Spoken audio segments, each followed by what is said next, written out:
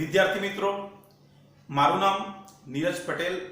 હું વડોદરા ખાતે સુભાનપુરામાં winners academy of science અને કારેલીબાગમાં ન્યુક્લિયસ સાયન્સ એકેડમી સંસ્થાઓનો સંચાલક છું. હાલમાં કોરોનાની પરિસ્થિતિને ધ્યાનમાં લઈ અને ક્લાસરૂમના લેક્ચર્સ પોસિબલ નથી. આ સંજોગોમાં આપણે અમારા ઇન્સ્ટિટ્યૂટ તરફથી ઓનલાઈન લેક્ચર્સની વ્યવસ્થા કરેલી છે. તો જે વિદ્યાર્થીઓને ઓનલાઈન લેક્ચર્સ 11-12 સાયન્સ માટે જોઈન કરવા હોય એ અમને આ જે નંબર લખ્યા છે તે નંબર ઉપર અમને WhatsApp પર એક મેસેજ મોકલી દે તો અમે એને 11-12 સાયન્સના જે ગ્રુપ છે એમાં એડ કરીશું અને એમાં અમારા જે YouTube ચેનલ્સ છે એની લિંક મોકલીશું. અહીંયા જે વિડીયો બનાવીશું એ વિડીયો અમે YouTube પર અપલોડ કરીશું અને ત્યારબાદ તેની લિંક તમને WhatsAppના જે તે ગ્રુપમાં મોકલી દેવામાં આવશે. જે પણ ટોપિક્સ ચલાવીશું એને અનુલક્ષીને જે સાહિત્ય હશે, જે મટીરીયલ હશે એ પણ તમને એ ગ્રુપમાં PDF ફાઇલમાં મોકલવામાં આવશે. કોરોનાની પરિસ્થિતિને ધ્યાનમાં લઈ અને સ્કૂલો તો હાલ પૂરતી હમણાં સ્ટાર્ટ થાય એવું લાગતું નથી. તો પછી અત્યારે ઓનલાઈન લેક્ચર્સ માટે ઘણી બધા ઇન્સ્ટિટ્યૂટ્સ છે, ઘણી બધી કોન્સેપ્ટ સ્કૂલો છે કે જે પરિસ્થિતિનો લાભ પણ લે છે અને તમને દબાણ કરી રહી છે એડમિશન માટે. તો વિદ્યાર્થી મિત્રો, આમાં કોઈ અને વાલી મિત્રોને પણ ખાસ કે આમાં કોઈ ચિંતા કરવાની જરૂર નથી. થોડીક ધીરજ રાખો, પરિસ્થિતિ કાબૂમાં આવી જશે, ત્યારબાદ ક્લાસ ચાલુ થઈ જશે. અને એ પહેલા કોઈ પણ જાતની ઉતાવળ કર્યા વગર તમે ઓનલાઈન લેક્ચર્સ ભરી શકો છો. અમારા ઇન્સ્ટિટ્યૂટમાં તમે તમારો ખાલી મોબાઈલ નંબરથી અમને મેં કીધું એ પ્રમાણે કે WhatsApp પર અમને મેસેજ મોકલી શકો છો અને અમે તમને ગ્રુપમાં એડ કરીશું. એટલે એ પ્રકારે જસ્ટ તમારું રજીસ્ટ્રેશન જેવું થશે. પણ આ એક માત્ર ફોર્માલિટી છે. આ માટે તમારે હમણાં કોઈ ફીસ કે કશું આપવાની કોઈ જ જરૂર નથી. માત્ર તમે YouTube પરથી જ અમારા બધા સબ્જેક્ટ્સના લેક્ચર્સ YouTube પર જોઈ અને ઘરે બેઠા અભ્યાસ કરી શકશો. બરોબર છે?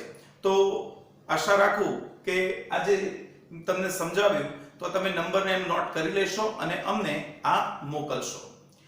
હું પોતે અમારી સંસ્થાઓમાં હું પોતે નીરજ સર, હું ફિઝિક્સ ભણાવું છું અને આજથી જ શરૂઆત કરીએ તો હું ફિઝિક્સની શરૂઆત કરીશ. હવે જો સાયન્સ 11-12 10મા ધોરણ બાદ જ્યારે 11-12 સાયન્સમાં આવો છો ત્યારે મનમાં એક હાવ હોય છે કે 11-12 સાયન્સ ખૂબ જ અઘરું હોય છે.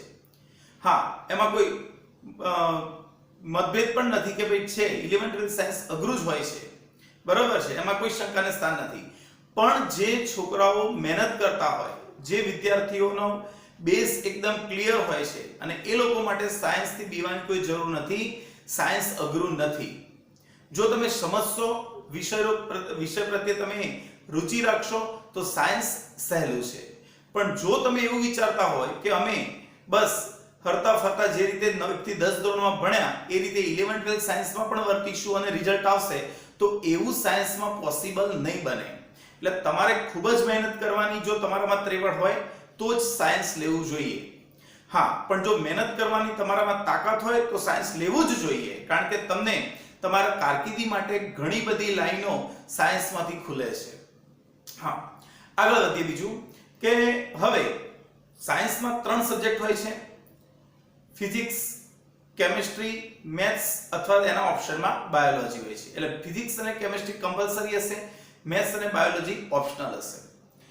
ત્યારબાદ તમારે બોર્ડની એક્ઝામ સાથે NCERT ના સિલેબસમાં બોર્ડની એક્ઝામ સાથે JEE અને નીટ આ એક્ઝામ આપવાની હોય છે અને ગુજરાત માટેની જે એન્જિનિયરિંગ કોલેજો છે એના માટે ગુજસેટ આપવાની હોય છે. જે JEE જે છે એ માત્ર તમારે IIT કોલેજ અને NITs કોલેજ જે ગુજરાત ઇન્ડિયામાં ઓલ ઓવર એના માટે જ જરૂરી છે. એટલે ઘણીવાર એવો એક હાવ ઊભો કરવામાં આવે છે કે ભાઈ JEE વગર તમે રહી જશો, તો એ સાચું નથી. તમે તમારા બાળકની ક્ષમતા પ્રમાણે નિર્ણય લેવાનો. JEE જો એ કરી શકતો હોય તો એ લેવલે જવું જ જોઈએ. બરોબર છે? પણ એન્જિનિયરિંગમાં એડમિશન મેળવવું હોય તો ગુજરાતમાં પણ સારી કોલેજો છે. એટલે અમારા ક્લાસમાં અમે JEE, નીટ, ગુજસેટ દરેક લેવલનું સ્ટુડન્ટ પ્રમાણે અમે એ લોકોને પૂરું પાડીએ છીએ. બાયોલોજીના જે વિદ્યાર્થીઓ છે એ લોકો માટે નીટ કમ્પલસરી છે અને નીટ માટે દરેક વિદ્યાર્થીએ એફર્ટ કરવાનો જ છે. પણ જ્યારે JEE માટે તમે એ નક્કી કરી નાખો કે મારે કરવું જ છે JEE, તો એ માટે તમારે ખૂબ જ મહેનત કરવી પડશે, બરોબર છે. પણ અત્યારે જે એક શિક્ષણ જગતમાં JEE કરીને એક હાવ ઊભો કરવામાં આવ્યો છે એ બિલકુલ ખોટો છે, બરોબર. ચાલો આગળ વધીએ. હવે અમારા ઇન્સ્ટિટ્યૂટમાં અમે જે વિડીયો મૂકવાના છીએ તો આજથી જ હું પોતે નીરજ સર, હું ફિઝિક્સ ભણાવું છું. છેલ્લા 12 થી 13 વર્ષથી હું ફિઝિક્સ ભણાવું છું અને બરોડામાં સૌથી સારામાં સારા રિઝલ્ટ અમે મેળવેલા છે. હવે આગળ વધીએ તો હું શરૂઆત ફિઝિક્સના સેકન્ડ લેક્ચરથી કરીશ. જો તમે સાયન્સમાં ભણવા આવ્યા હોય તો તમને એ પ્રશ્ન થાય કે સૌથી અઘરો સબ્જેક્ટ કયો અને સૌથી ઈઝી સબ્જેક્ટ કયો. તો હું કહું છું કે હું જે સબ્જેક્ટ ભણાવું છું ફિઝિક્સ એ સૌથી અઘરો સબ્જેક્ટ છે. જો સમજ્યા વગર ગોખવાની વૃત્તિથી સમજશો તો ફિઝિક્સ એ સૌથી અઘરો સબ્જેક્ટ છે. અને હા, જો સમજશો, નિયમિત મહેનત કરશો તો ફિઝિક્સ એ સૌથી સહેલો સબ્જેક્ટ પણ છે, બરોબર છે. એટલે તમારી રુચિ કયા પ્રકારે છે એ તમે નક્કી કરી શકો છો. પણ પર્ટિક્યુલર કહું કે ફિઝિક્સ માટે જ્યારે પણ આપણે આગળ વધીશું ત્યારે ઘણી બધી ઘટનાઓને ધ્યાનમાં લઈશું. આપણા આજુબાજુ રોજબરોજની જે ઘટનાઓ છે આ બધી ઘટનાઓ ઉપરથી જ આપણે ફિઝિક્સ સમજવાનું છે. ફિઝિક્સથી ગભરાવાની જરૂર નથી, ફિઝિક્સની અંદર રમવાની જરૂર છે. બસ તમે તમારી આજુબાજુ જે ઘટનાઓ ઘટે છે એને વૈજ્ઞાનિક ઢબે વિચાર કરો. કેમ ઘટી, શું કરવા ઘટી, બરોબર છે, શાના કારણે ઘટી, આ બધા પરિબળોને વિચારો કરો તો તમને એકદમ સહેલું પડશે ફિઝિક્સ. અને સતત મહેનત, તમારો ટેકનિકલ બેઝ પણ એકદમ ક્લિયર જોઈશે. તો જેમ જેમ આપણે આગળ વધીશું એમ બેઝ પણ તમારો ક્લિયર હોવો જોઈશે. તો આપણે ફિઝિક્સની શરૂઆત કરીશું.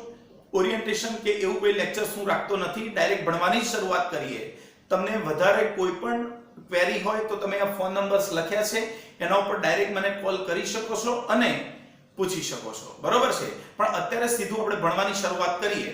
ફરી એકવાર કહું છું કે અમારી YouTube જે ચેનલ છે એના ઉપર ત્રણેય સબ્જેક્ટના લેક્ચર્સ મૂકવામાં આવશે અને એ માટે કોઈ પણ જાતની ફીસ કે એની જરૂર નથી, કોઈ ફોર્માલિટીઝની હમણાં જરૂર નથી.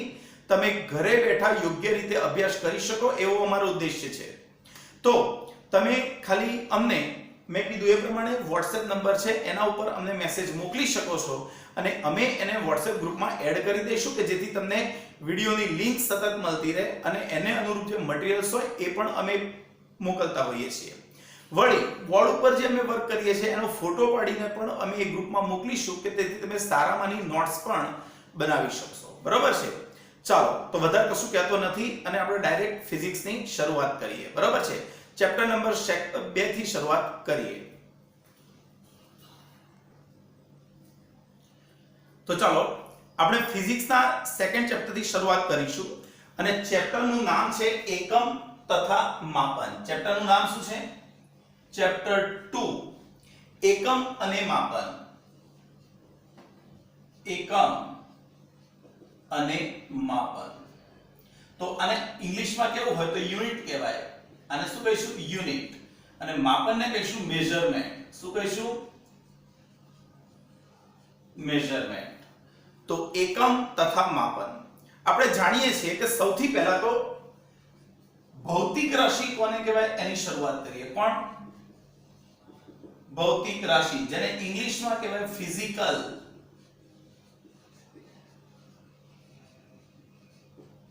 ક્વોન્ટિટી. અને અંગ્રેજીમાં શું કહેવાય? Physical quantity.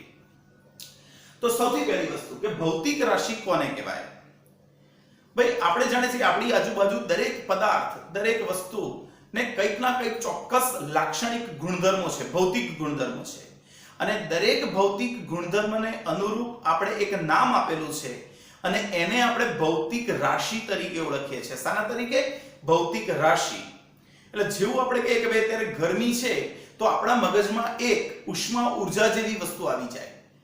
શું વધારે છે? તાપમાન જેવી વસ્તુ આવી જાય, બરોબર છે. તો આ બધી જે રાશિઓ છે એને આપણે ભૌતિક રાશિઓ, જે લાક્ષણિકતાઓ છે એને ભૌતિક રાશિઓ તરીકે ઓળખીએ છીએ. તો ઘણી બધી ભૌતિક રાશિઓ આપણે વ્યાખ્યાયિત કરીએ છીએ કે દળ છે, તાપમાન છે, કાર્ય છે, બળ છે, વેગ છે, પ્રવેગ છે. ઘણી બધી ભૌતિક રાશિઓ તમે 11th 12th સાયન્સમાં આગળ જઈને ભણવાના છો. ઓકે, તો હવે આપણે દરેક ભૌતિક રાશિ નક્કી કરીએ છીએ પણ એ ભૌતિક રાશિનું આપણે માપન પણ કરવું પડે. ખાલી માત્ર ભૌતિક રાશિ નહીં, એનું માપન પણ આપણે કરીશું કે ભૌતિક રાશિનું મૂલ્ય કેટલું છે અને કેવી રીતે માપીશું. તો એ માપન માટે એક આપણે યોગ્ય માપ નક્કી કર્યું છે, પ્રમાણિત માપ. અને એ પ્રમાણિત માપને ભૌતિક રાશિનો એકમ કહીશું. શું કહીશું? ભૌતિક રાશિનો એકમ. તો અહીંયા કહીએ કે ભૌતિક રાશિનો એકમ કોને કહે છે? ભૌતિક રાશિનો એકમ. તો રાશિના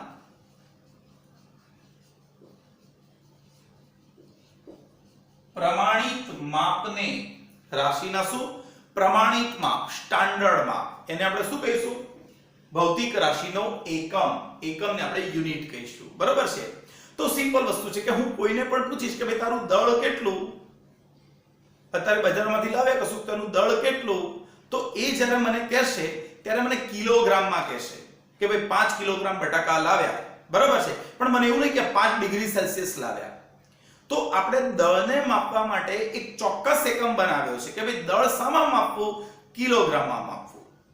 હું એ કે ભાઈ અહીંથી બરોડાથી અમદાવાદનું અંતર કેટલું, તો અંતર માપવા માટે કોઈ મને એવું નહીં કે ભાઈ અહીંથી બરોડાનું અંતર 100 સેકન્ડ છે. ના, અંતર માપવા માટે આપણે એક એકમો બનાવ્યા છે, મીટર, સેન્ટીમીટર, કિલોમીટર વગેરે. તો અહીંથી અમદાવાદ સુધીનું જે અંતર છે એ માપવા માટે આપણે એકમ બનાવ્યો છે કિલોમીટર. આમ એકમ છે મીટર, પણ આપણે એને મોટા એકમ તરીકે કિલોમીટર લઈએ છીએ. તો જ્યારે અંતરની વાત આવશે તો હું એ મીટરમાં માપીશ, સમય આવે તો હું સેકન્ડમાં જ માપીશ. તો એ સેકન્ડ, મીટર, કિલોગ્રામ આ બધું શું છે? તો એ છે એકમો. શું છે? એકમો. તો ભૌતિક રાશિને માપવા માટે આપણે જે પ્રમાણિત માપ નક્કી કર્યું છે એ પ્રમાણિત માપને ભૌતિક રાશિના એકમ તરીકે ઓળખવામાં આવે છે. તેથી કોઈ પણ ભૌતિક રાશિને લખાય કેવી રીતે? તો ભાઈ ભૌતિક રાશિ આપણે લખીએ તો કેવી રીતે લખાશે? તો n1 શું લખીશું? n1 u1. જ્યાં n1 શું છે? એ ભૌતિક રાશિનું મૂલ્ય છે. n1 કોણ છે? ભૌતિક રાશિનું મૂલ્ય. તો કોઈ મને કહે કે ભાઈ તમારું દળ કેટલું, અથવા તો કશી વસ્તુ લાવે તેનું દળ કેટલું, તો હું કહીશ 5. પણ 5 શું? ગ્રામ, કિલોગ્રામ, ટન. બરોબર છે કે નહીં? એટલે મારે ખાલી આંકડો એકલો ના બોલાય, મારે પાછળ કંઈક એકમ પણ બોલવો પડે કે જે એનું માપ નક્કી કરશે. સોનીની દુકાનમાં જઈને આવ્યા અને એવું કે કેટલું સોનું લાવ્યા, તો આપણે કહીશું 20. તો પેલો કે 20 ગ્રામ, 20 કિલોગ્રામ સોનું લાવ્યા? ના ભાઈ, આપણે બોલવું પડે 20 ગ્રામ એટલે 2 તોલા. ખબર પડી છે? તો એ રીતે અહીંયા આપણે કોઈ પણ ભૌતિક રાશિ લખીશું તો આ એનું મૂલ્ય હશે, અને પાછળ જે લખીશું એ કોણ હશે? એનો એકમ હશે. આ કોણ છે? મૂલ્ય. અને આ કોણ છે? તેનો એકમ હશે. તો હંમેશા કોઈ પણ ભૌતિક રાશિને ના મૂલ્ય અને એકમ સાથે રજૂ કરવામાં આવે છે. ઓકે, તો આપણે કોણ નક્કી કર્યો? ભૌતિક રાશિનો એકમ. તો ભૌતિક રાશિનો એકમ કેવો હોવો જોઈએ? એકમ કેવો હોવો જોઈએ? ચાલો ભાઈ, તો સૌથી પહેલી વાત કહું તો એકમનું માપ, એકમનું માપ નિશ્ચિત અને સ્પષ્ટ હોવું જોઈએ. એકમનું માપ કેવું હોવું જોઈએ? નિશ્ચિત અને સ્પષ્ટ. બરોબર છે? તે દરેક જગ્યાએ સર્વ સ્વીકૃત હોવું જોઈએ. તો આપણે એકમ એવો વ્યાખ્યાયિત કરવો જોઈએ. 2, એકમ કોઈ ઘટના પરથી હોય તો જે ઘટના હોય તે કેવી હોવી જોઈએ? કાયમી હોવી જોઈએ. એટલે માની લો કે આપણે એકમો જે બનાવ્યા છે એમને નથી નક્કી કર્યા, એ માટે આપણે કોઈ ઘટનાને સાપેક્ષમાં લીધી છે. તો ચાલો એક ઉદાહરણ વિચારીએ કે ભાઈ 1 મીટર અંતર કેટલું કહેવાય? તો આટલું અંતર 1 મીટર કહેવાય. પણ આ 1 મીટર અંતરને નક્કી કરવા માટે આપણે એક ઘટના લીધી છે. કઈ ઘટના? તો ભાઈ શૂન્યાવકાશમાં. ક્યાં? શૂન્યાવકાશમાં પ્રકાશે કાપેલું અંતર. કેટલા સમયમાં? તો એપ્રોક્સિમેટલી 1/299,792,458 સેકન્ડ. એક એપ્રોક્સિમેટલી આટલું થાય છે. તો આટલા સેકન્ડમાં, 1 સેકન્ડના આટલામાં ભાગમાં સૂર્યપ્રકાશ શૂન્યાવકાશમાં જેટલું અંતર કાપે એટલા અંતરને 1 મીટર કહેવાય. તો સમજો આપણે અંતરનો એકમ નક્કી કરવો તો મીટર, તો એ માટે આપણે એક વ્યાખ્યા લીધી. કઈ વ્યાખ્યા લીધી? કે ભાઈ સૂર્યપ્રકાશે શૂન્યાવકાશમાં આટલા સમયમાં કાપેલું અંતર તો આ એક ઘટના છે. તો જે ઘટના છે કેવી હોવી જોઈએ? કાયમી હોવી જોઈએ. એનો મતલબ કે એ ઘટના એમાં માપમાં ફેરફાર ન થાય તેવી હોવી જોઈએ. એટલે પછી સૂર્યપ્રકાશના મૂળ ઉપર આધારિત ના હોવી જોઈએ કે ભાઈ આજે વધારે ચાલુ ને કાલે ઓછું ચાલુ. આ ઘટના આજે માપો કે વર્ષો પછી માપો, એ ઘટના કેવી હશે? સેમ જ હશે. બરોબર છે? તો આપણે અહીંયા કીધું એ પ્રમાણે તો સૂર્યપ્રકાશને અનુલક્ષીને આપણે જે ઘટના લીધી એ કેવી હોવી જોઈએ? કાયમી હોવી જોઈએ. એકમને વ્યાખ્યાયિત કરતી. 3 એકમની પ્રતિકૃતિ સહેલાઈથી પ્રાપ્ય હોવી જોઈએ. એકમની પ્રતિકૃતિ કેવી હોવી જોઈએ? સહેલાઈથી પ્રાપ્ય. પ્રતિકૃતિ એટલે શું? હમશકલ. આપણે હું તમને કહું કે આપણે ચાલો દહના એકમ નક્કી કરવા છે તો દહનો એકમ આપણે કિલોગ્રામ પણ લખી શકીએ, ગ્રામ પણ લખી શકીએ, ટન પણ લખી શકીએ. એ રીતે અંતરનો એકમ કે તો મિલીમીટર, સેન્ટીમીટર, કિલોમીટર પણ લખી શકીએ. બરોબર છે? સમયનો એકમ તો સમયનો એકમ સેકન્ડ પણ કહેવાય, મિનિટ પણ કહેવાય, કલાક પણ કહેવાય. અઠવાડિયું, દિવસ, મહિના, વર્ષો આ બધું સમયના એકમો છે. તો આપણે જ્યારે કોઈ એક ભૌતિક રાશિનો એકમ બનાવીશું, હવે મને ઈચ્છા થઈ કે મારે એને બીજા એકમમાં રૂપાંતરણ કરવો છે, તો એ સહેલાઈથી થવો જોઈએ. એનો મતલબ કે કોઈ મને કહે કે સમય કેટલો છે તો હું કહું 2 અવર. કેટલો છે સમય? 2 અવર. અને મને કે મિનિટમાં ફેરવો તો ફટ કરીને ફેરવી નાખીશ. 2 ગુણ્યા 60 એટલે 120 મિનિટ. 1 કલાકની મિનિટ કેટલી? 60. તો 2 કલાકની કેટલી થશે? 2 ગુણ્યા 60 એટલે 120 મિનિટ. હવે કોઈ મને કહે કે સેકન્ડમાં ફેરવો તો હું એકદમ ઈઝી આના ગુણ્યા ફરી 60 કરીશ તો સેકન્ડ બની જશે. એટલે સમજો અત્યારે આપણે જે એના 60 ભાગ પડ્યા છે, કલાકનો 60મો ભાગ એને મિનિટ, મિનિટનો 60મો ભાગ એને સેકન્ડ કહેવાય. તો આપણે જે એકમ બનાવ્યો છે એ એકમ એક એકમમાંથી બીજા એકમમાં સહેલાઈથી જઈ શકે છે એવી વ્યવસ્થા હોવી જોઈએ. માટે એકમની પ્રતિકૃતિ સહેલાઈથી પ્રાપ્ય હોવી જોઈએ. ખરું? પણ માની લો કે કોઈ કાલે ઉઠીને એવું બનાવી દે, કોઈ કાલે ઉઠીને એવો એકમ બનાવી દે કે ભાઈ 1 અવર એટલે 7.58 મિનિટ અને 1 મિનિટ એટલે 45.82 સેકન્ડ. ચાલો આ પ્રકારના એકમ બનાવ્યા હોય અને હવે કહું કે 2 કલાકને સેકન્ડમાં ફેરવો ડાયરેક્ટ, તો કેલ્ક્યુલેટર વાપરવું પડે, એમને એમ ફરાય નહીં. એટલે આ પ્રકારના એકમ બનાવાય નહીં. એકમ બનાવો તો શું ધ્યાનમાં રાખવાનું કે ભાઈ જેટલા એક ભૌતિક રાશિના જેટલા એકમો બનાવો એક એકમમાંથી બીજા એકમમાં સહેલાઈથી જઈ શકાય. માટે ભૌતિક રાશિના એકમોની પ્રતિકૃતિ સહેલાઈથી પ્રાપ્ય હોય તેવું હોવું જોઈએ. ક્લિયર થયું દરેક જણને? તો વાત કરી કે ભૌતિક રાશિ કોને કહેવાય? તો પદાર્થના જુદા જુદા ગુણધર્મોને આપણે શું કહીએ છીએ? ભૌતિક રાશિ. દરેક ભૌતિક રાશિને માપવા માટે એક પ્રમાણિત માપ નક્કી કરવામાં આવે તો જ્યારે ભૌતિક રાશિ દર્શાવીશું ત્યારે એનું મૂલ્ય અને બાજુમાં લખીશું પ્રમાણિત માપ. આ પ્રમાણિત માપને આપણે તેનો એકમ કહીશું. બરોબર છે? અને એકમ કેવો હોવો જોઈએ? તો ભાઈ એકમનું માપ નિશ્ચિત અને સ્પષ્ટ હોવું જોઈએ. જો એકમ કોઈ ઘટના ઉપરથી આવતો હોય તો એ ઘટના કાયમી હોવી જોઈએ. વળી એકમ એક જ ભૌતિક રાશિના જુદા જુદા એકમ હોય તો એક એકમને બીજા એકમમાં સહેલાઈથી ફેરવી શકતા હોય તેવો હોવો જોઈએ. બરોબર છે? ચાલો આગળ વધીએ છીએ. હવે ભાઈ ભૌતિક રાશિની તો આપણે વાત કરી કે ભૌતિક રાશિઓ આપણે વ્યાખ્યાયિત કરી, પણ ભૌતિક રાશિના પ્રકારો કયા? શું ભાઈ? ભૌતિક રાશિના પ્રકારો.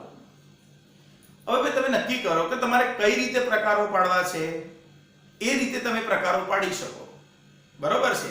દિશાની દ્રષ્ટિએ પાડવા હોય તો 2 પાડી શકો, સદિશ રાશિઓ અને અદિશ રાશિઓ.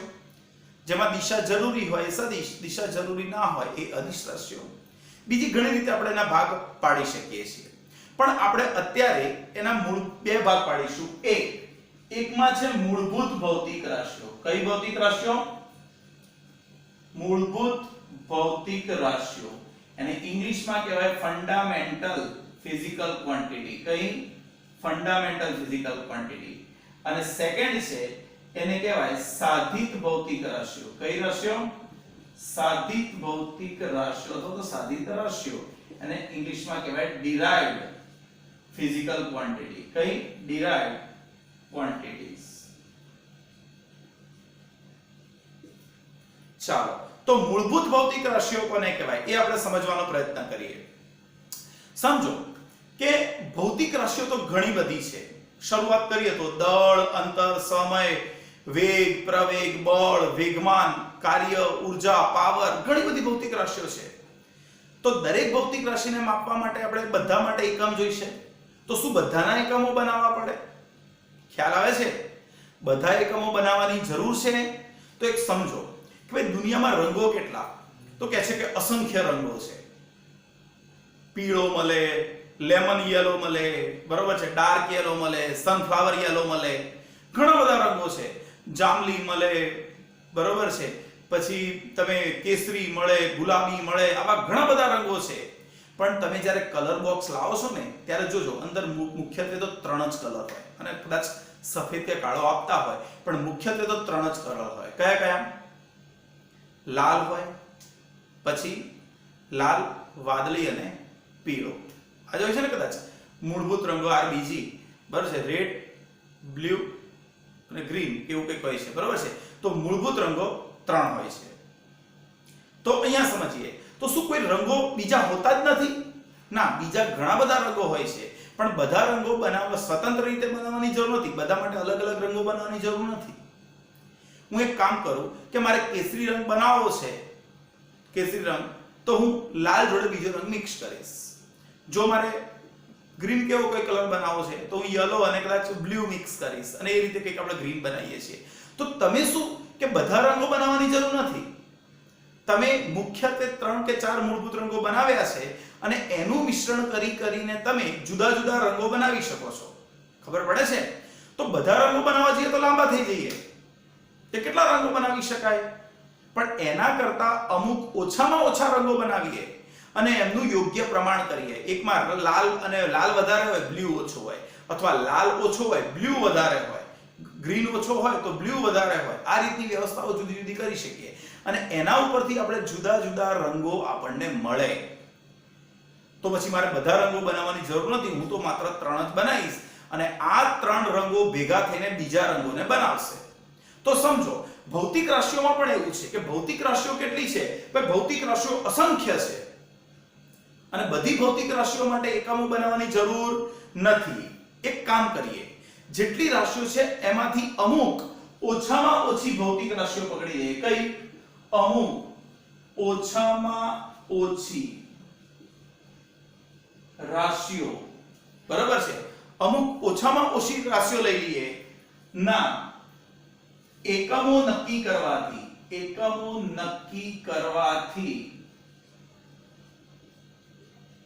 બાકીની રાશિઓના એકમો મેળવી શકાય. તો આવી જે રાશિઓ છે, આ જે ઓછામાં ઓછી રાશિઓ છે, ઓછામાં ઓછી, બરાબર છે, આ શું છે? આ જે ઓછામાં ઓછી રાશિઓ છે એને કહેવાય મૂળભૂત રાશિઓ. ખબર પડી?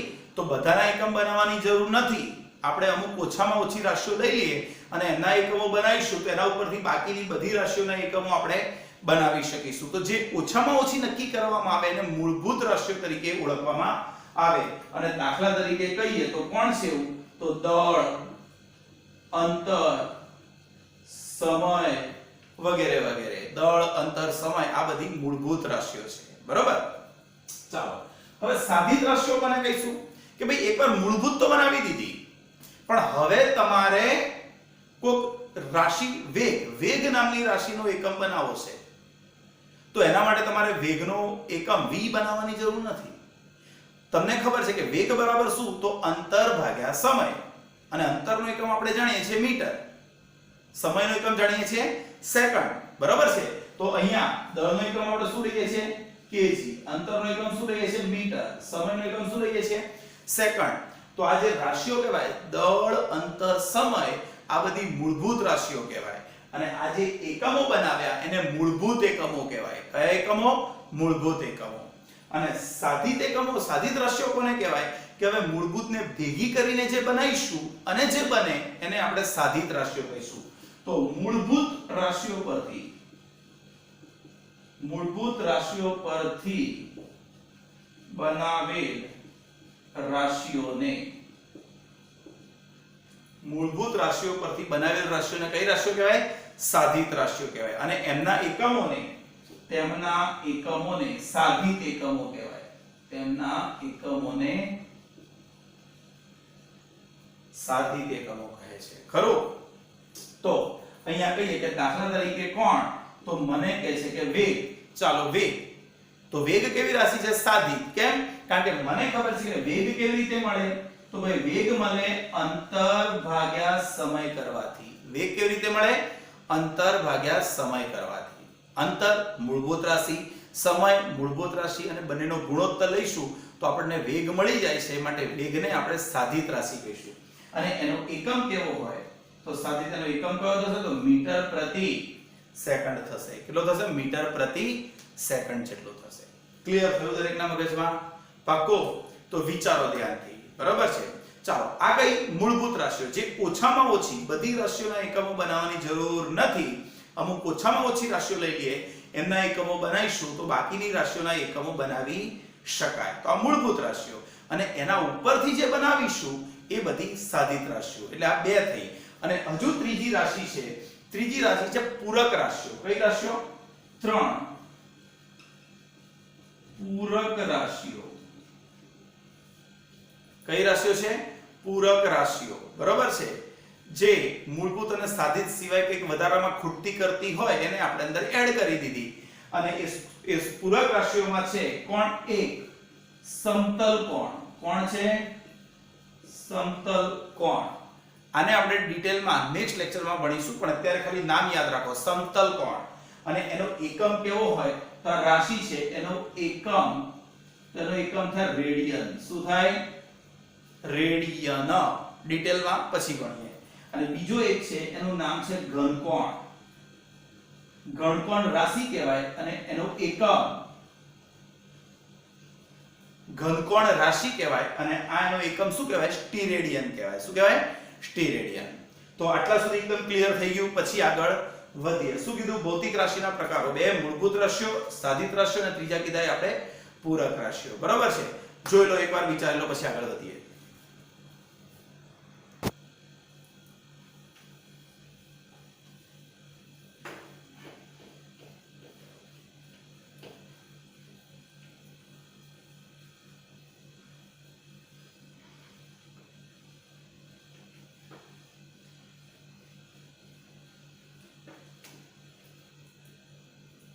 ચાલો તો આપણે શું ભણ્યા?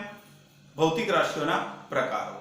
હવે આગળ વધીએ તો ભણીએ છીએ એકમ પદ્ધતિઓ. કઈ પદ્ધતિઓ? એકમ પદ્ધતિઓ. Unit system. અને અંગ્રેજીમાં શું બોલાય? Unit system.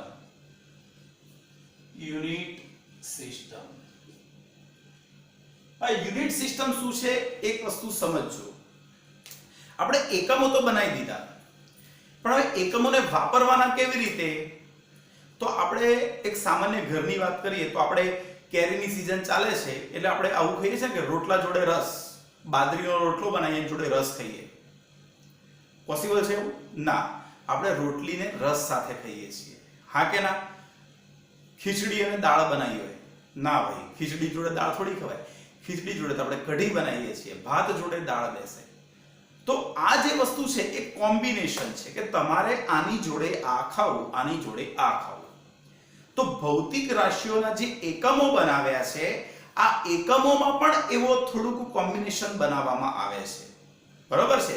તો જુદી જુદી મૂળભૂત રાશિઓ તો નક્કી કરી નાખી, પણ એ મૂળભૂત રાશિઓના જે એકમો છે એ કેવા કોમ્બિનેશનમાં વાપરવા એને અનુલક્ષીને જે પદ્ધતિ બનાવવામાં આવી છે એનું નામ કહેવાય શું? Unit system. બરોબર છે? એકમ પદ્ધતિ.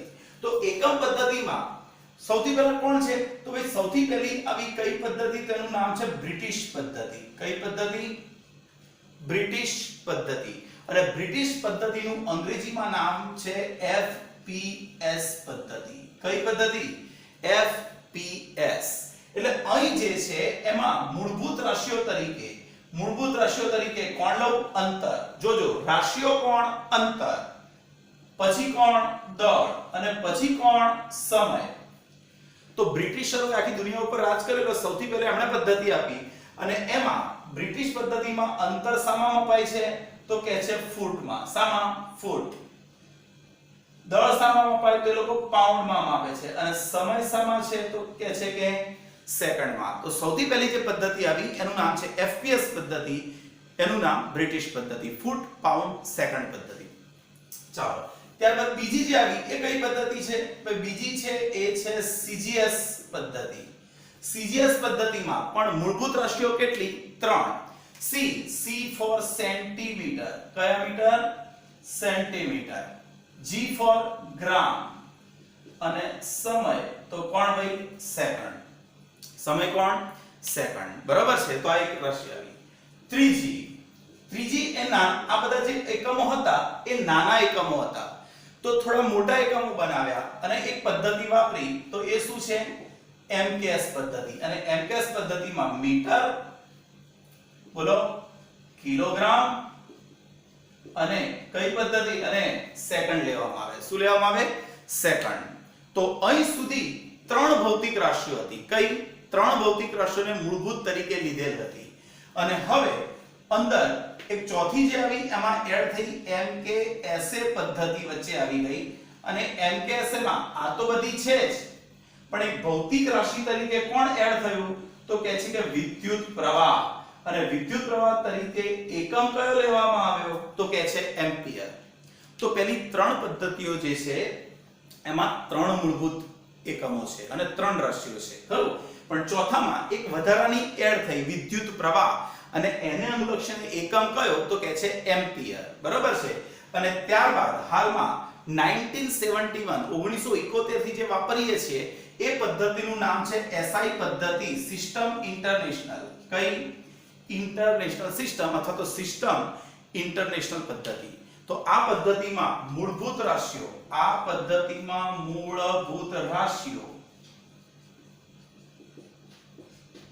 કેટલી છે? 7 મૂળભૂત રાશિઓ તરીકે ઓળખવામાં લેવામાં આવે છે. તો આ એક પદ્ધતિ છે. તો આનો ફાયદો શું તે તમને આગળ કીધું હમણાં એ પ્રમાણે કે ભાઈ ચાલો મારે એક વસ્તુનો ગુણાકાર કરવાનો થયો, અંતર અને દળનો. કોનો ગુણાકાર કરવાનો થયો? અંતર અને દળ. તો સમજો, દળ મને આપ્યું છે ગ્રામમાં, અને અંતર આપ્યું છે મીટરમાં, અને મારે ગુણાકાર કરવો છે. તો કરી શકાય. ડાયરેક્ટ ગુણાકાર કરવો હોય ને તમે ગ્રામ ગુણ્યા મીટર કરી નાખો તો ચાલે, પણ એક ટેકનિકલ રીતે, એક પરંપરાગત રીતે આપણે એક પદ્ધતિ લીધી છે કે ભાઈ કાં તો CGS માં બધાને ફેરવી દો, કાં તો MKS માં ફેરવી દો.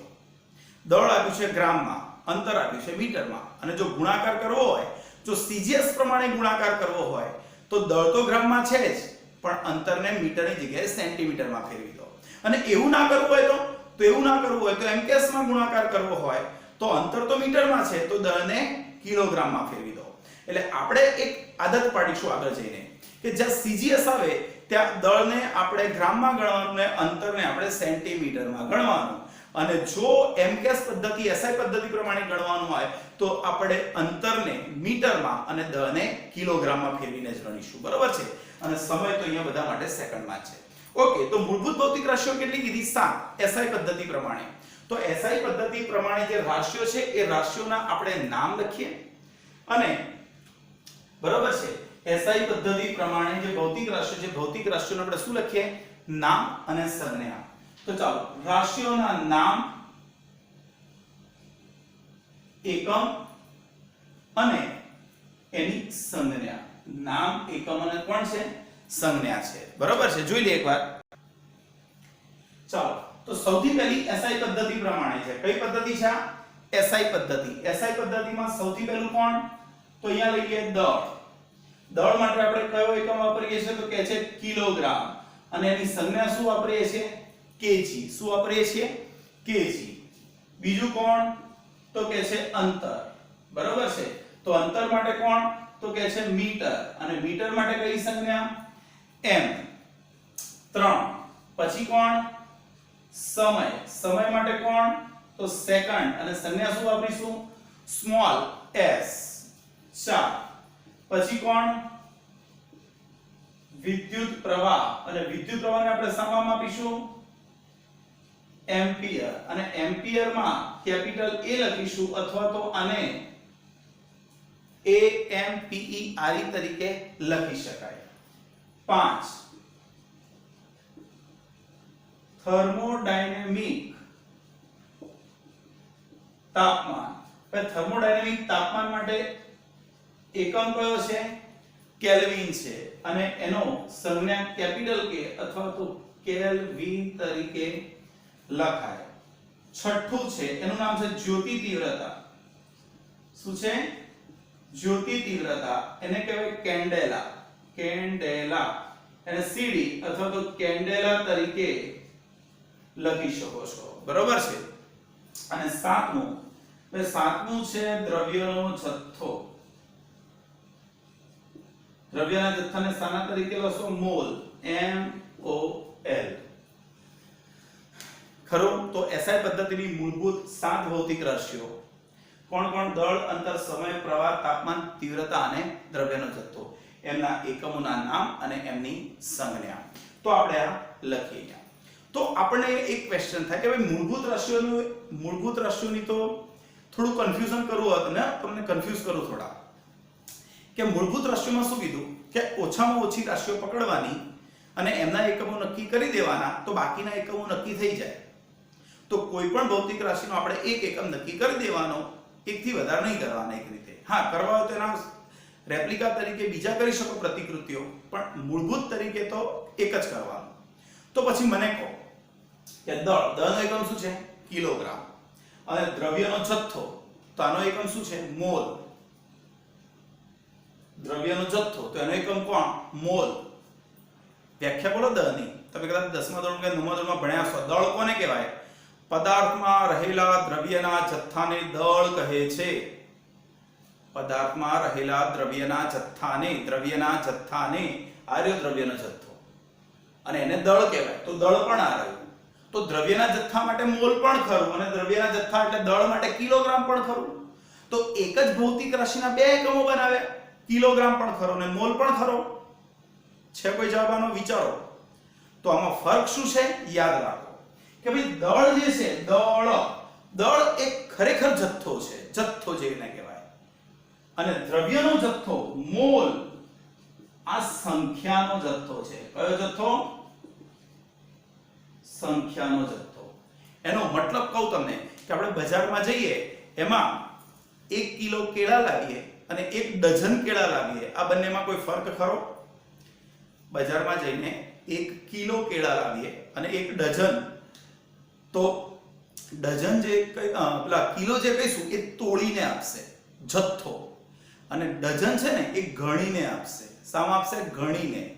તો આ મોલ છે એ ગણવાનું છે, નંબર છે, નંબર. કેટલા? 1 મોલ એટલે કેટલા? તો 1 મોલ એટલે કેટલા? તો યાદ રાખવાનું 6.023 ગુણ્યા 1023. 6.023 ગુણ્યા 1023. 1 ડઝન એટલે જે રીતે 12, એ રીતે 1 મોલ કહું એટલે આટલું. હું એવું કહું કે 1 મોલ અણુઓ તો આટલા અણુઓ, 1 મોલ પરમાણુઓ એટલે આટલા પરમાણુ. ખબર પડે છે? તો આ એકમ કેમ બનાવવામાં આવ્યો કે ભાઈ રસાયણ વિજ્ઞાનમાં પ્રોબ્લેમ થાય કે રસાયણ વિજ્ઞાનમાં મારથી તમે ભણી ગયા કે H2O હાઇડ્રોજનના 2 પરમાણુ ઓક્સિજનના 1 પરમાણુ સાથે જોડાય તો પાણીનો 1 પરમાણુ અણુ બનાવે. આવું આપણે શીખ્યા. તો મારે ત્યાં હું કિલોગ્રામમાં બોલીશ તો ચાલશે કે ભાઈ હાઇડ્રોજનના 2 કિલોગ્રામ ઓક્સિજનના 1 કિલોગ્રામ સાથે જોડાય તો પાણીના 3 કિલોગ્રામ બને. હાઇડ્રોજનના 2 કિલોગ્રામ ઓક્સિજનનો 1 કિલોગ્રામ ભેગા થયા તો પાણીના 3 કિલોગ્રામ H2O. ત્યાં આવું ના બોલાય. ત્યાં મારે સંખ્યામાં કામ લેવાનું હોય કે હાઇડ્રોજનના 2 પરમાણુ ઓક્સિજનનો 1 પરમાણુ ભેગા થયા 3 જણ, તો H2O નો 1 અણુ બન્યો. 1 અણુ. ખબર પડે છે? તો આ રીતે એક પતિ એક પત્ની બે ભેગા થાય એટલે બે દંપતી ના થાય, દંપતી તો એક જ થયું કહેવાય, બરાબર છે? તો એ સંખ્યા ઉપર આધાર રાખે. તો અહીંયા જે મોલ છે, મોલ એ સંખ્યાનો જથ્થો છે અને દળ એ ખરેખર દળનો જથ્થો છે, બરાબર છે? તો આ આપણે કોની વાત કરી? કોની વાત કરી? આ એસઆઈ પદ્ધતિ, બરાબર છે? એસઆઈ પદ્ધતિની મૂળભૂત 7 ભૌતિક રાશિઓ, એમના એકમોને નામ લખ્યા. હવે એસઆઈ પદ્ધતિ જે હું લખું છું, તો એસઆઈ પદ્ધતિ વાપરવાના નિયમો. ભાઈ મારે એસઆઈ પદ્ધતિ વાપરવી છે, લખવી છે એકમ તરીકે, તો એના નિયમો કયા છે? તો સૌથી પહેલો નિયમ, એક, બધા એકમો સંકેતમાં દર્શાવવા. બધા એકમો કેવી રીતે બતાવવા? સંકેતમાં. એટલે હું લખું કે ભાઈ દળ કેટલું? તો 5 કિલોગ્રામ. 5 કિલોગ્રામ આવું લખું તો ચાલે નહીં. સિમ્પલ વસ્તુ છે કે એક કેરીની પેટી મૂકી અને ચીન મોકલી આપી અને ઉપર લખી દીધું કે ભાઈ તલાલા વલસાડથી આવેલી છે 10 કિલોગ્રામ. 10 કિલોગ્રામ. તો હવે 10 તો પેલો વાંચશે, ચાલો 10, પણ કિલોગ્રામ શું? તો એ લોકોને વંચાય નહીં. અને એ સામે પાછા એટલા મંચુરિયન મોકલી દે અને આપણને એવું લખી દે કે જો આ મંચુરિયન લખ્યું છે, એની લેંગ્વેજ ચીની લેંગ્વેજમાં લખ્યું છે, તો આપણને ખબર પડે નહીં. એટલા માટે આપણે એનો એકમ દર્શાવવો હોય તો એકમ શામાં દર્શાવો? સંકેતમાં જ દર્શાવો. ભૌતિક રાશિનો એકમ તેના સંકેતાક્ષરોમાં જ દર્શાવવો. 2. ઓકે, આગળ વધીએ. તો ભાઈ બેચલર ઓફ એન્જિનિયરિંગ, શું બોલીએ? બેચલર ઓફ એન્જિનિયરિંગ એટલે આપણે આવું લખીએ B.E. બેચલર ઓફ એન્જિનિયરિંગ એટલે B.E. MBA master of business administration. Master of business administration તો આપણે શોર્ટ ફોર્મ લખી નાખ્યું MBA M.B.A. ખબર પડે છે? તો પછી અહીં પણ ચાલે ને. કિલોગ્રામ તો કિલોગ્રામ આખું શું કરા લખવાનું? શોર્ટ ફોર્મમાં પતાઈ દઈએ K.G. તો એ ચાલે નહીં. તો એકમો ના સંકેતાક્ષરો ની વચ્ચે કે અંતે કોઈ ચિહ્ન ન મૂકવું. શું કરવું? કોઈ ચિહ્ન મૂકવો નહીં. એટલે હું K.G. લખું તો આ ખોટું, kg લખો તો એ કેવું? સાચું, માત્ર kg. ખબર પડી કે ના પડી? 3. એકમ બહુવચનમાં હોય. એકમ બહુવચનમાં હોય. ભાઈ સંકેતાક્ષરો કયા છે? ઇંગ્લિશમાં. અને એટલે ઘણા લોકો પાછા ઇંગ્લિશ સબ્જેક્ટ ભણવા ચાલુ કરે ફિઝિક્સમાં કે બધામાં.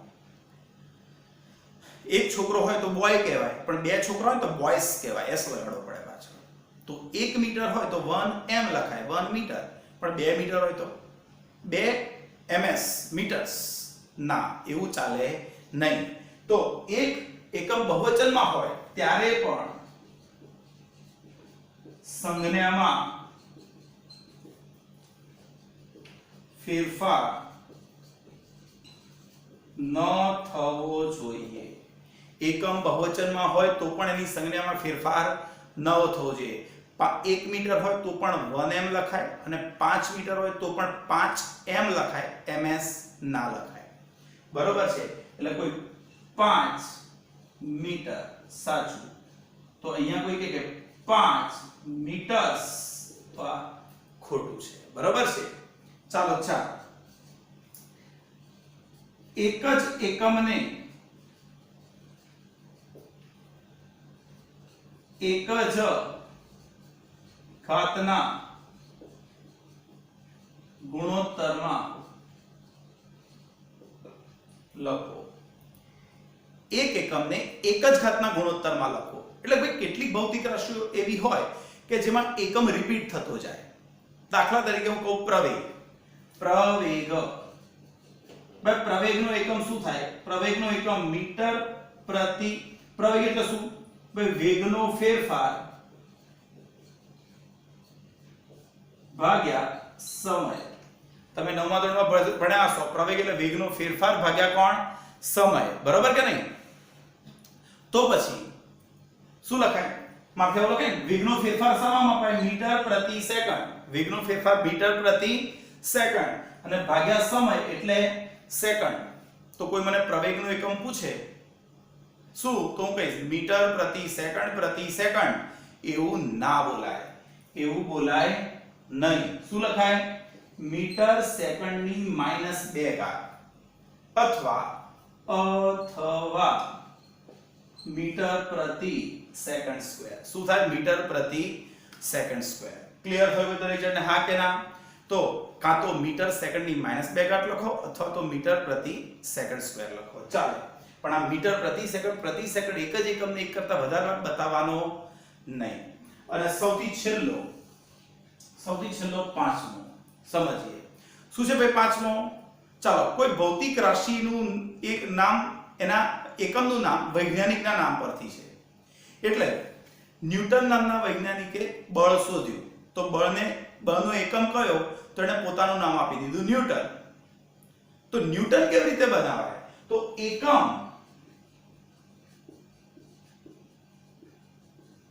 વૈજ્ઞાનિકના નામ પરથી હોય. એકમ શાના ઉપર? કોઈ વૈજ્ઞાનિકના નામ પરથી હોય. અને આખો એકમ લખવો હોય, બરોબર છે? આખું નામ લખવાનું, આખો એકમ ન્યૂટન. તો ન્યૂટનનો પૂરેપૂરો સ્પેલિંગ લખવો છે. તો આપણે તો ભણી ગયા ઇંગ્લિશમાં કે ભાઈ પહેલો અક્ષર નામનો કેપિટલ હોય. તો ન્યૂટન તરીકે જે ભાઈ હતા એમનો પહેલો અક્ષર કેપિટલ N પાડવો. ના ભાઈ, અહીં આપણે નામ નથી લખવાના, અહીં આપણે એને એકમ તરીકે લખવાના છીએ. અને એકમ તરીકે લખવા, દાખલા તરીકે ન્યૂટન માટે NEWTON, એટલે પ્રથમ અક્ષર કેપિટલ ન રાખો. પ્રથમ અક્ષર કેપિટલ ન રાખો. પ્રથમ અક્ષર એનો કેપિટલ રાખવો નહીં. એટલે ન્યૂટન હોય તો NEWTON. પણ માનો કે ન્યૂટન પટેલ ન્યૂટનભાઈ એવું લખવું હોય તો પાછું એમાં નામ તરીકે લખવું હોય તો કેપિટલ એને વાપરવાની છૂટ ઇંગ્લિશ તરીકે. પણ જ્યારે તમે એને એકમ તરીકે વાપરો છો અને આખું નામ લખવું હોય તો એનો પહેલો અક્ષર કેપિટલ નહીં રાખવો. પણ માત્ર શું લખવી છે? માત્ર સંજ્ઞા. તો પ્રથમ અક્ષર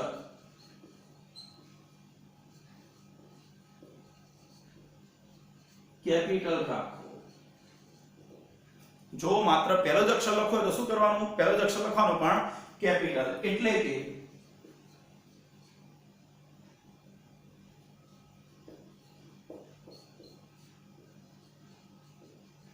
ખબર પડી? તો મારે બળ લખવું હોય, બળ માટે તો બળનો એકમ શું લખાય? બળનો એકમ ન્યૂટન અથવા ન્યૂટન એવું લખાય. અને આવું લખું કે NEWTON, તો આ વસ્તુ કેવી છે? ખોટી. બરોબર છે? તો જો મેં અહીંયા લખ્યું છે કે વિદ્યુત પ્રવાહનો એકમ, વિદ્યુત પ્રવાહ કોણે શોધ્યો? એમ્પિયરે. તો મેં જે સંજ્ઞા લખી ત્યાં માત્ર કેપિટલ એ લખ્યો, પણ આખું નામ લખ્યું ત્યાં પાછું મેં પહેલો અક્ષર કેપિટલ નહીં લખ્યો, સ્મોલ એ લખ્યો છે. એ રીતે અહીંયા જો કેલ્વિન માટે કેપિટલ કે સંજ્ઞા, પણ નામ લખવું હોય તો માત્ર સ્મોલ કે લખવો પડે. આ રીતે કેન્ડેલા માટે. ખબર પડી કે ના પડી? તો આ ખબર પડી જોઈએ. તો મેં તમને ભૌતિક રાશિ વિશેનો બેઝિક ખ્યાલ આપ્યો, બરોબર છે? તો ફરી વાર રિપીટ કરી લઈએ. આજના દિવસમાં શું શું ભણ્યા, બસ આજે આટલું રાખીએ. નેક્સ્ટ લેક્ચરમાં પૂરક એકમોમાંથી ડિટેલમાં આગળ જઈશું હવે, બરોબર છે? ઓકે, તો આજે શું શું ભણ્યા? ભૌતિક રાશિ કોને કહેવાય? આપણી આજુબાજુ જે ઘટનાઓ ઘટે છે, આ બધી ઘટનાઓ, જે પદાર્થો છે, એ બધાના ભૌતિક લાક્ષણિક ગુણધર્મો, એને આપણે ભૌતિક રાશિ કહીએ. એ ભૌતિક રાશિનો એકમ કોને કહેવાય? તો ભૌતિક રાશિ માપવા માટે આપણે જે પ્રમાણિત માપ નક્કી કર્યું છે, માપને એકમ કહીશું. એકમ કેવો હોય? એકમ નિશ્ચિત અને સ્પષ્ટ, એને વ્યાખ્યાયિત કરતી ઘટના કાયમી હોય અને એકમની પ્રતિકૃતિ સહેલાઈથી મળે તેવી હોવી જોઈએ. ભૌતિક રાશિના પ્રકાર કયા કયા? તો આપણે એવું કીધું કે ભાઈ ભૌતિક રાશિઓ તો ઘણા બધા પ્રકારની છે, પણ બધી ભૌતિક રાશિઓના એકમ બનાવવાની જરૂર નથી. તો એમાંથી આપણે પહેલી કીધી મૂળભૂત રાશિઓ. મૂળભૂત રાશિઓ એટલે કેવી રાશિઓ કે ઓછામાં ઓછી રાશિઓ કે જેમના એકમો નક્કી કરી દઈએ તો એના ઉપરથી બીજી રાશિઓના એકમો મેળવી શકાય. તો જે ઓછામાં ઓછી બની એને મૂળભૂત રાશિઓ તરીકે ઓળખવામાં આવે, એના એકમોને મૂળભૂત એકમો કહેવાય. ખરું? અને મૂળભૂત ઉપરથી જે બનાવવામાં આવે એને સાધિત રાશિઓ તરીકે ઓળખવામાં આવે, એમના એકમોને સાધિત એકમો કહેવાય. અને આ બંને સિવાય કોઈ વધેલી ઘટેલી હોય કે જે એડ કરવા જેવી હોય એને પૂરક રાશિઓ કહી દીધી આપણે. તો આ રીતે આપણે 3 ભાગમાં એને વહેંચીએ છીએ. હવે મૂળભૂત રાશિઓ આપણે જે નક્કી કરીએ છીએ એના એકમો નક્કી કરીએ છીએ, પણ એ એકમો વાપરવાના કયા કોમ્બિનેશનમાં, એ કોમ્બિનેશન નક્કી કરવા માટે આપણે શું બનાવ્યું? એકમ પદ્ધતિ, યુનિટ સિસ્ટમ. તો આ દળ માટે જે એકમ વાપરો તો એને અનુરૂપ અંતરનો કયો વાપરવો, સેકન્ડનો, મીટર, સમયનો કયો વાપરવો એ. તો પહેલી કોણ આવી? બ્રિટિશ પદ્ધતિ, FPS, ફૂટ પાઉન્ડ સેકન્ડ. બીજી કઈ? CGS, centimetre gram second. પછી કોણ? MKS, metre kilogram second. અહીં સુધી 3 રાશિઓ હતી. અહીં આવીને ચોથી એડ થઈ જેનું નામ છે એમ્પિયર, વિદ્યુત પ્રવાહ. તો એની રાશિનું નામ વિદ્યુત પ્રવાહ, એકમ એમ્પિયર, MKSA. અને લેટેસ્ટમાં આપણે વાપરે છે કઈ? SI પદ્ધતિ. SI પદ્ધતિમાં મૂળભૂત તરીકે કેટલી રાશિઓ છે? 7. કઈ કઈ? દળ, અંતર, સમય, પ્રવાહ, તાપમાન, તીવ્રતા, જથ્થો અને દ્રવ્યનો જથ્થો. આ કે નામ? એના સંજ્ઞાઓ અને એમના નામ અહીંયા લખેલા છે. પછી આપણે કીધું કે એકમ, અહીંયા મેં કીધું દળ અને મોલ વચ્ચે શું ફરક, દ્રવ્યનો જથ્થો અને દળ વચ્ચે શું ફરક. તો દળ એ તોલીને મળે, જથ્થા સ્વરૂપે મળે, અને દ્રવ્યનો જથ્થો એ ગણીને મળે, સંખ્યા સ્વરૂપે મળે. ઓકે. પછી ભણ્યા કે SI પદ્ધતિ જે વાપરવાની છે એના નિયમો કયા? ગમે તે રીતે વપરાય? તો ના. SI પદ્ધતિના એકમો લખો તો નામ આખું નહીં, એની સંજ્ઞાઓ વાપરવાની. તો બધા એકમોને સંકેતમાં લખવા. 2. એકમોના સંકેતાક્ષરોની વચ્ચે, અંતે કે કોઈ પણ જગ્યાએ કોઈ ચિહ્ન મૂકવું નહીં. પૂર્ણ વિરામ, અલ્પ વિરામ, કોઈ ચિહ્ન નહીં મૂકવું. 3. એકમ બહુવચનમાં હોય તો પણ એની સંજ્ઞામાં ફેરફાર ન થવો જોઈએ. એટલે કે 1 મીટર માટે પણ એમ જ લખાય અને 10 મીટર માટે પણ એમ જ લખાય. એક જ એકમ એક કરતા વધારે વાર આવતો હોય તો પણ એને એક જ ઘાતના ગુણોત્તર સ્વરૂપે દર્શાવો. એક જ ઘાતના ગુણોત્તર સ્વરૂપે. એટલે પ્રવેગ માટે મીટર પ્રતિ સેકન્ડ ના લખાય, મીટર પ્રતિ સેકન્ડ સ્ક્વેર અથવા તો મીટર સેકન્ડની -2 ઘાત સ્વરૂપે લખાય.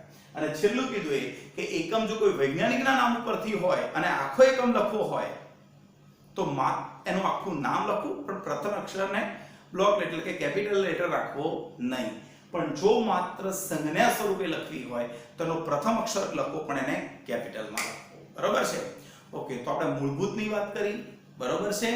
આવતીકાલના લેક્ચરમાં જ્યારે નેક્સ્ટ લેક્ચર તમને મળશે રેગ્યુલર ઓલ્ટરનેટ દિવસે, ત્યારે આપણે પૂરક રાશિઓ તરફ આગળ વધીશું. પણ એકવાર ધ્યાનથી આ બધું જોવાનું. બરોબર છે? ફરી એકવાર મેં કીધું એ પ્રમાણે મેં તમને આગળ વિડિયોની શરૂઆતમાં મેં આખું ક્લાસના મોબાઈલ નંબર ને બધું લખ્યું છે, YouTube ચેનલ્સ લખી છે. તમે વિડિયો પોઝ કરો અને એને નોંધી લો એકવાર. બરોબર છે? એ નંબર નોંધી લો. તમારે વિડિયો રેગ્યુલર જોઈતા હોય દરેક સબ્જેક્ટના તો અમને ખાલી WhatsApp પર હાઈ લખીને મોકલી દો. બંને WhatsApp નંબર ચાલુ છે. બરોબર છે? તેના ઉપર હાઈ લખીને મોકલી દો એટલે અમે તમને ગ્રુપમાં એડ કરીશું અને તમને નિયમિત લેક્ચર્સ ઓનલાઈન મળતા રહેશે જ્યાં સુધી લોકડાઉન છે ત્યાં સુધી. ત્યારબાદ આપણા રેગ્યુલર ક્લાસ ચાલુ થશે. બરોબર છે? પણ અત્યારે વેકેશનના સમયનો સદુપયોગ કરો. ખોટી સ્કૂલોની લોભામણી જાહેરાતો આવે છે, કોન્સેપ્ટ સ્કૂલોની, ઇન્સ્ટિટ્યૂટ્સની, એમાં મૂર્ખ બનશો નહીં. બરોબર છે? આપણો બેઝ ક્લિયર હશે તો આપણે JEE એડવાન્સ બધું જ ક્લિયર કરી લેવાનું છે. બરોબર છે? એટલે કોઈ પણ જાતનું ટેન્શન લીધા વગર, કોઈ પણ ધીરજ રાખો અને આ રીતે આગળ ભણવાનું સ્ટાર્ટ કરો. બરોબર છે? કંઈ પણ ક્વેરી હોય તો મારા મોબાઈલ નંબર ઉપર મને ફોન કરી શકો છો. ચાલો, ગુડ નાઇટ, જય શ્રી કૃષ્ણ, ગુડ બાય.